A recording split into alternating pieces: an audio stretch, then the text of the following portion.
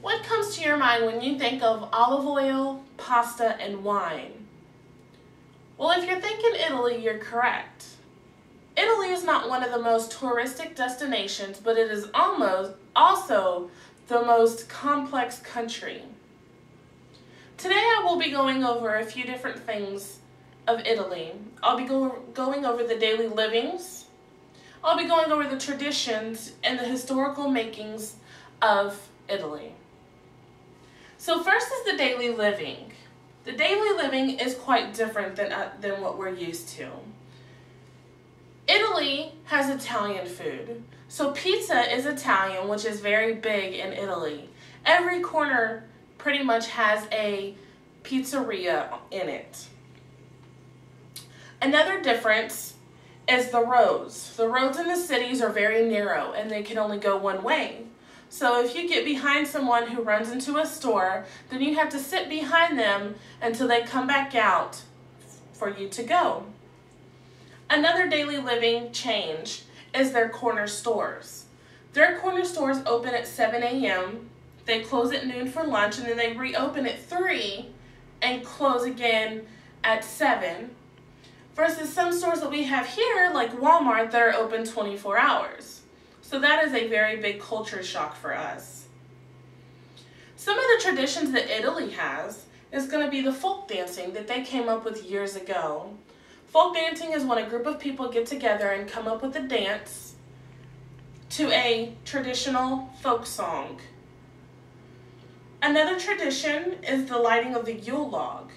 And the lighting of the Yule log is where they light the Yule log on Christmas Day, and it must stay lit until New Year's Day. And that symbolizes purification of yourself for the evils that were given to you, that followed you into the new year. This will wash them all away to protect you for the following year. And another tradition in Italy is winemaking. Winemaking takes several months to process. And you make wine by growing grapes. And they have things called vineyards where they grow all the grapes and they do their winemaking. So when Italians come to America from Italy, they bring their tradition.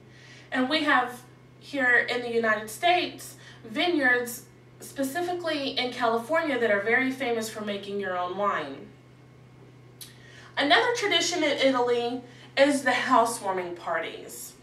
When you get a house and you invite family over, there's a few different things that people will bring to you that typically you would not see.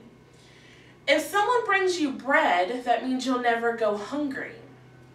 And if someone gives you a candle, it means you'll always have light.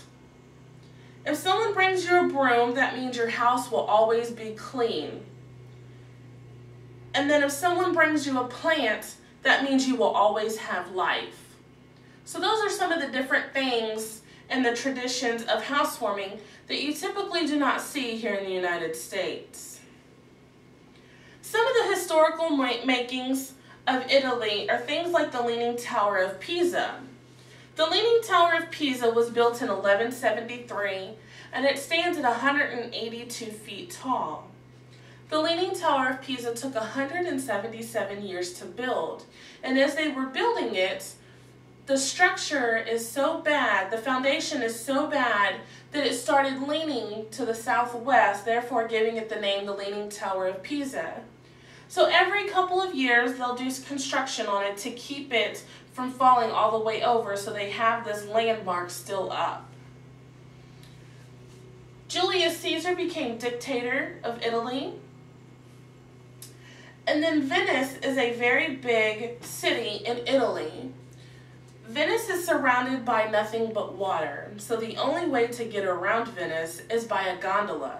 And a gondola is kind of like a canoe that someone stands in, and they will take paddles and they will paddle you through to where you need to go.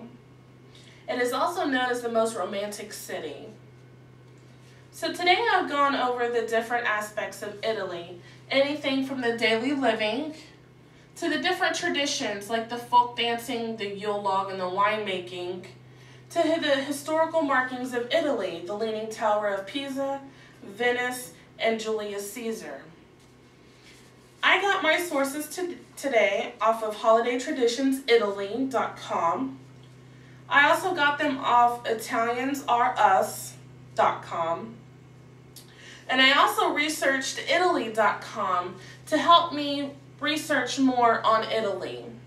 And that is my project on Italy.